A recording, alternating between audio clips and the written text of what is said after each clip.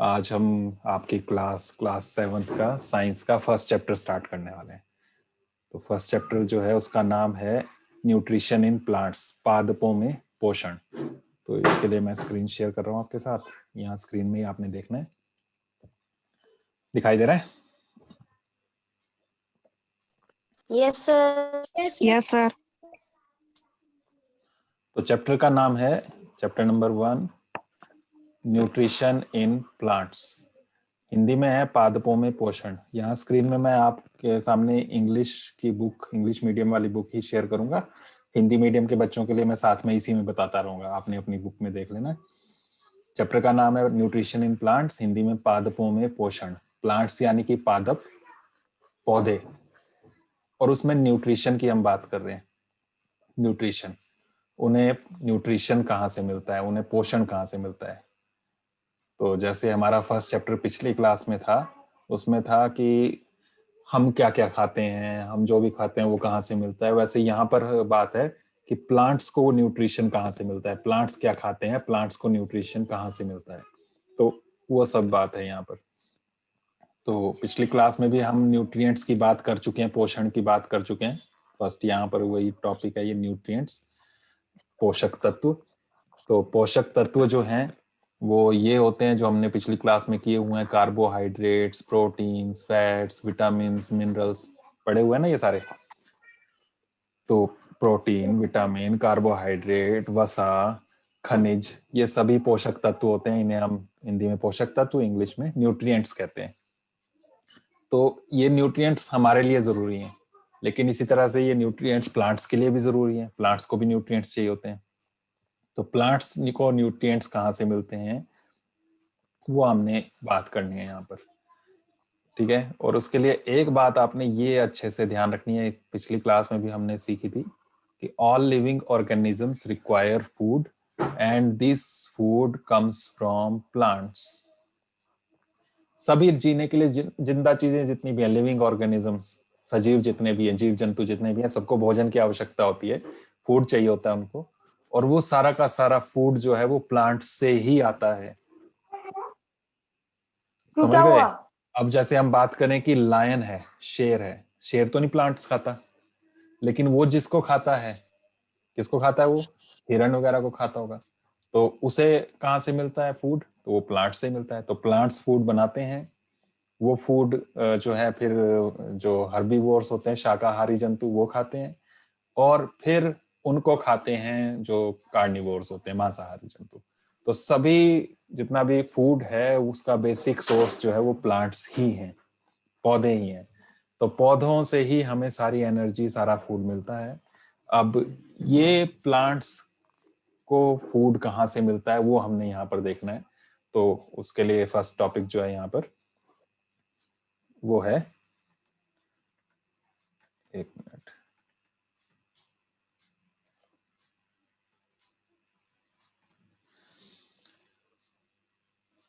वो है यहाँ पर टॉपिक ये, mode of nutrition in plants,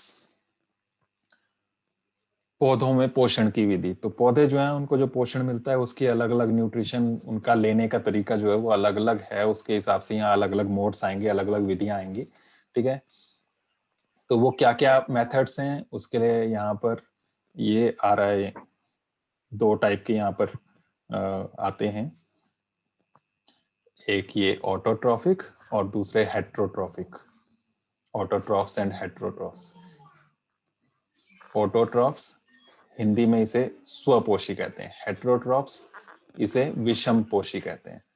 autotrophs, auto का मीनिंग होता है सेल्फ, सेल्फ, सेल्फ मतलब खुद से, स्वयं।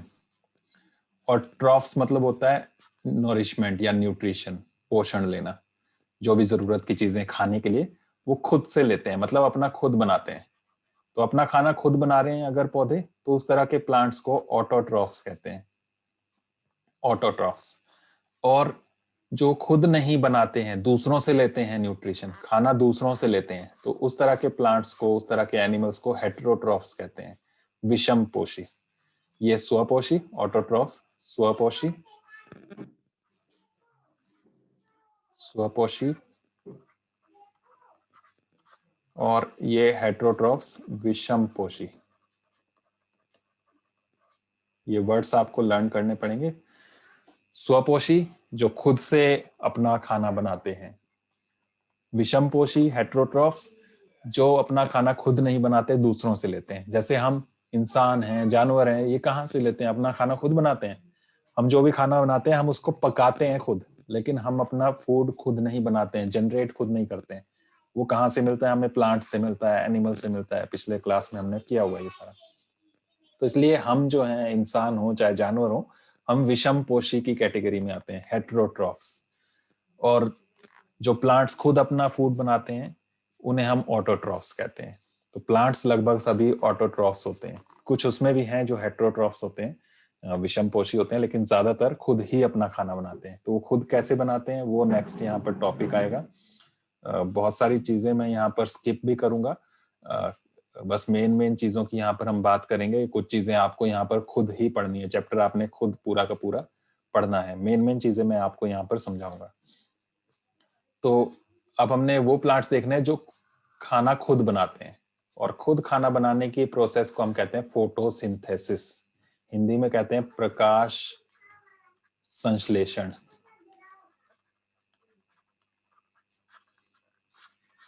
प्रकाश संश्लेषण, फोटोसिंथेसिस।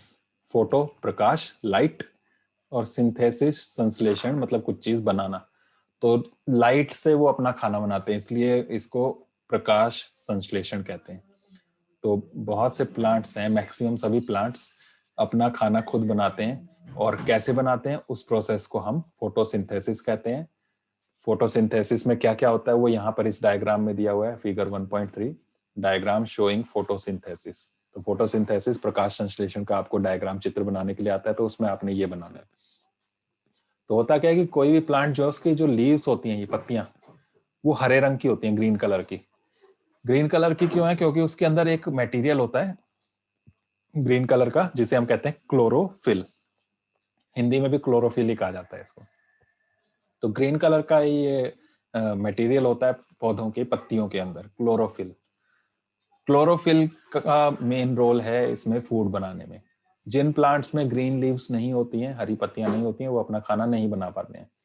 तो इनका भोजन बनाने की प्रक्रिया जो है उसमें क्लोरोफिल चाहिए। पत्तियों में इनका खाना बनता है। क्या करते हैं? पत्तियों में बहुत बारीक बारीक छोटे छोटे छेद होते हैं, उन्हें हम इंग्लिश में स्टोमेटा कहते हैं। पत्तियों में बहुत छोटे छोटे छेद हैं जिन्हें हम स्टोमेटा कहते हैं।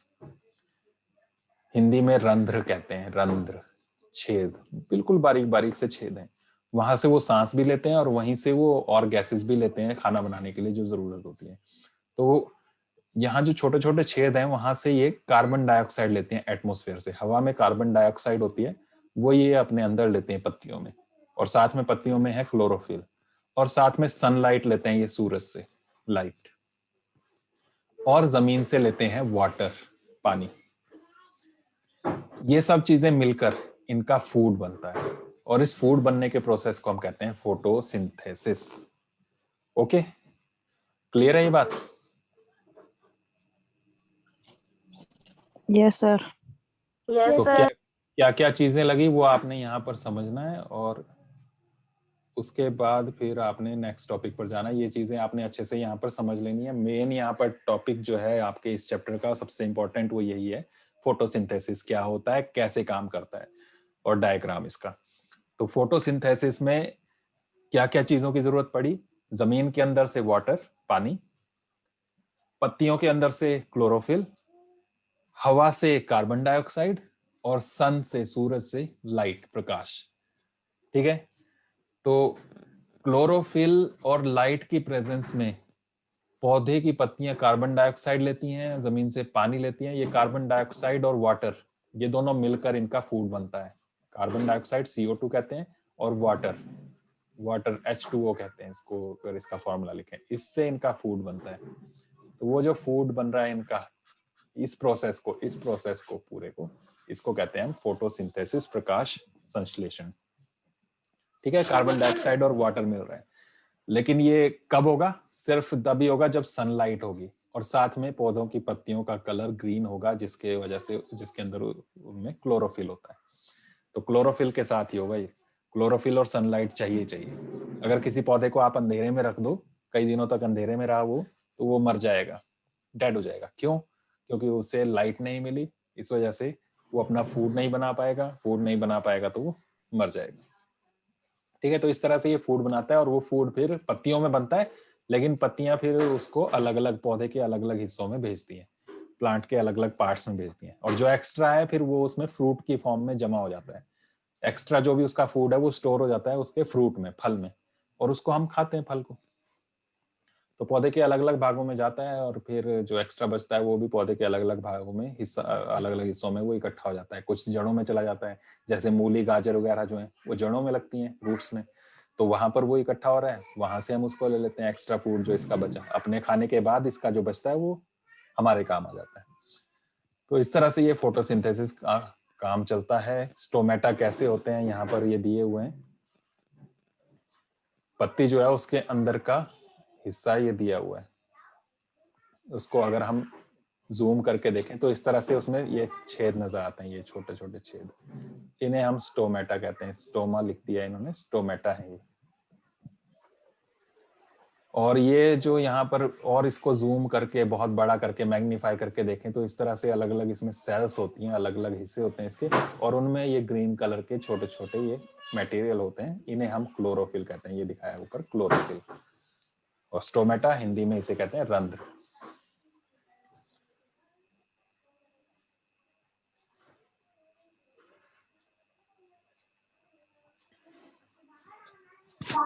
उसके बाद नेक्स्ट टॉपिक है other modes of nutrition in plants.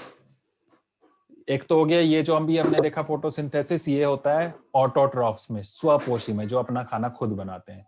लेकिन कुछ ऐसे पौधे हैं जो अपना खाना खुद नहीं बनाते, तो उन्हें हम हेट्रोट्रॉफ्स कहते हैं। तो उनमें जो है वो फोटोसिंथेसिस नहीं होता है, प्रकाश संश्लेषण नहीं होता है, तो वो क्या करते हैं, वो दूसरे पौधों से अपना खाना लेते हैं। तो इस तरह के न्यूट्रिशन को हम कहते हैं हेट्रोट्रॉफिक मोड ऑफ न्यूट्रिशन। तो विषम पोषण हो गया, विषम पोषी प्रणाली हो गई है, हिंदी में इसे विषम पोषी प्रणाली का है। स्वपोषी मतलब अपना खाना खुद बनाना, विषम पोषी मतलब दूसरों से लेना।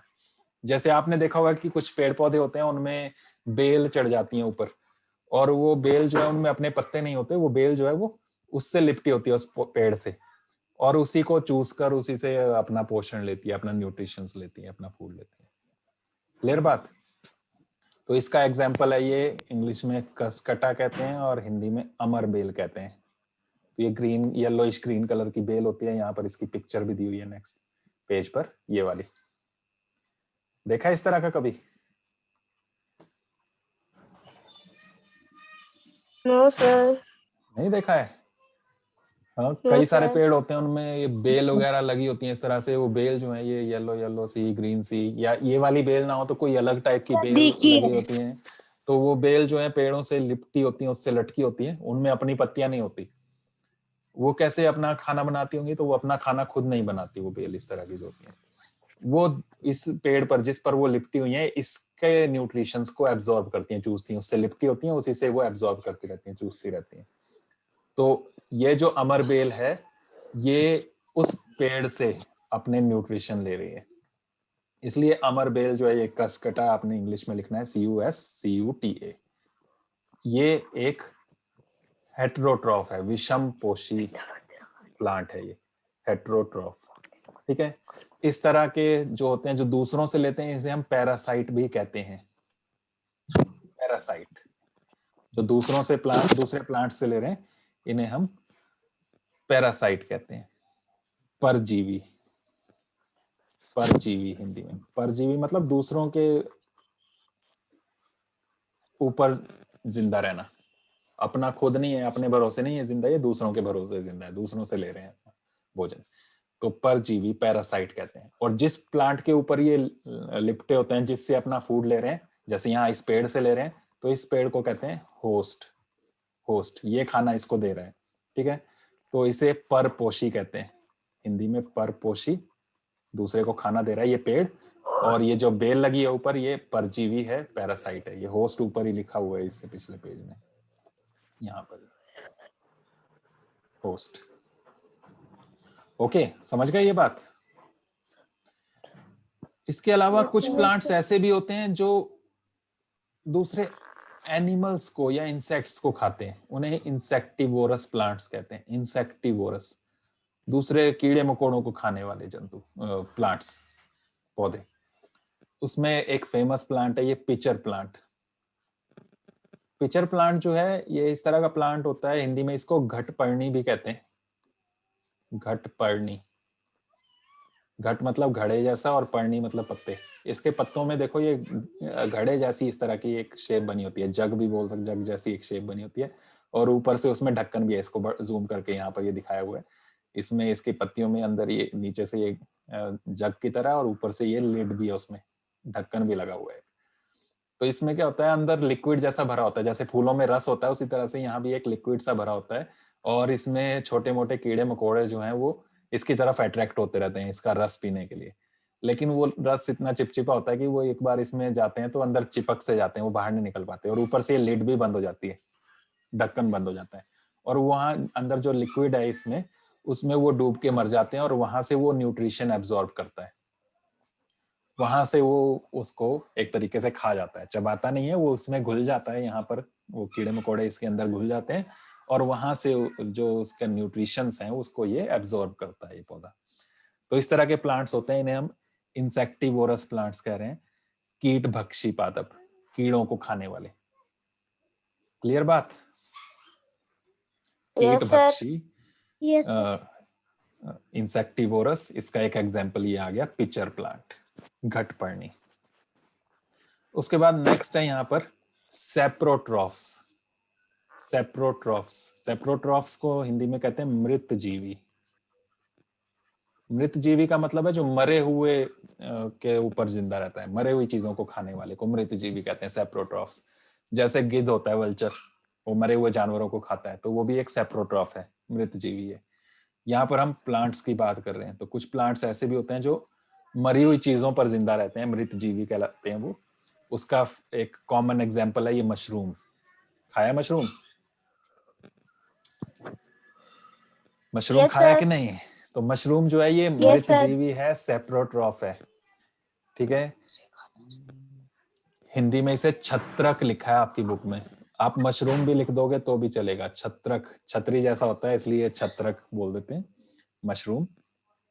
ये देखा है कैसे उगता है?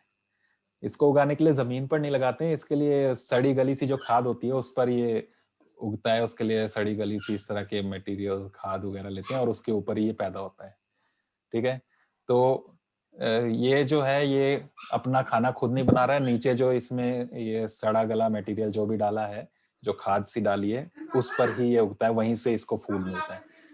तो ये मरी हुई चीजों से, ये जो सड़ा गला मरी हुई चीजें हैं, उससे अपना फूड लेता है।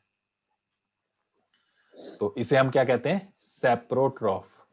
याद रखना है, सेप्रोट्रॉफ, मृत जीवी, मरी हुई चीजों पर जिंदा रहता है, मृत जीवी कहते हैं इसको।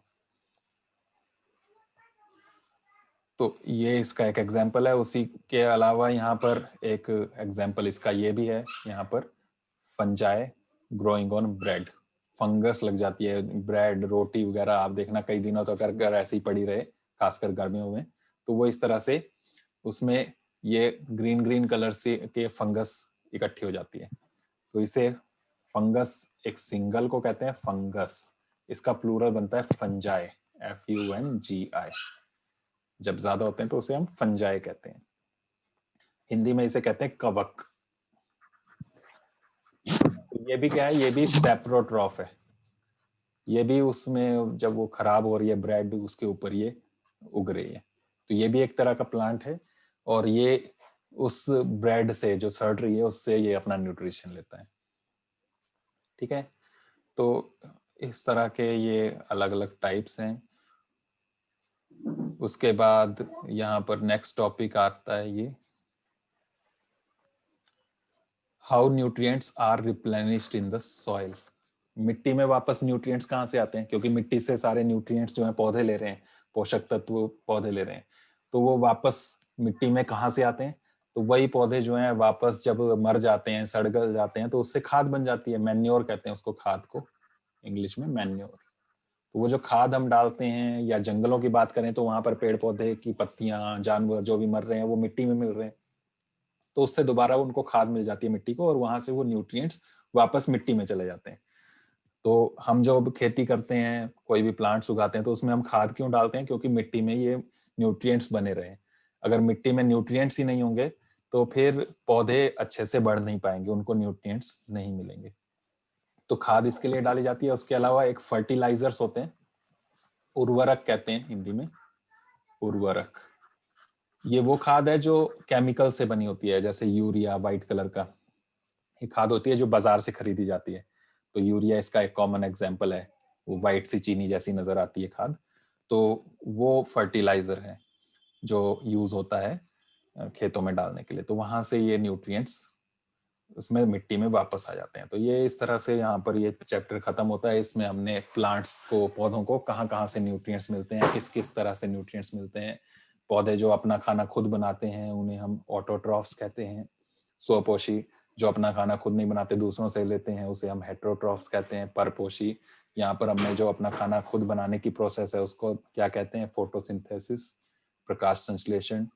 और इसके अलावा हमने सेप्रोट्रॉफ्स भी देखे, सेप्रोट्रॉफ्स जो मरी हुई चीजों पर जिंदा रहते हैं। तो ये सारा हमने यहाँ पर पढ़ा। हमने क्या क्या चीजें सीखी वो यहाँ पर, व्हाट यू हैव लर्नड, आपने क्या सीखा यहाँ पर भी दी हुई है। क्वेश्चंस के आंसर्स यहीं से मिल जाएंगे आपको। तो ये चैप्टर अभी आपने जब रिकॉर्डिंग में सेंड करूंगा उसको एक बार फिर से देखना, और उसके बाद फिर इसको आपने क्वेश्चन के आंसर्स को ढूंढने की कोशिश करनी है। क्वेश्चंस के आंसर्स ढूंढना, रफ कॉपी में करना और मुझे शेयर करना। फिर हम इसको ट्यूसडे को फेयर में करेंगे। ओके? तो Yes, sir. आज के लिए हमने Yes, इतना ही sir. रखना है। आपने ये रिकॉर्डिंग एक बार जरूर सुननी है फिर से, ठीक है?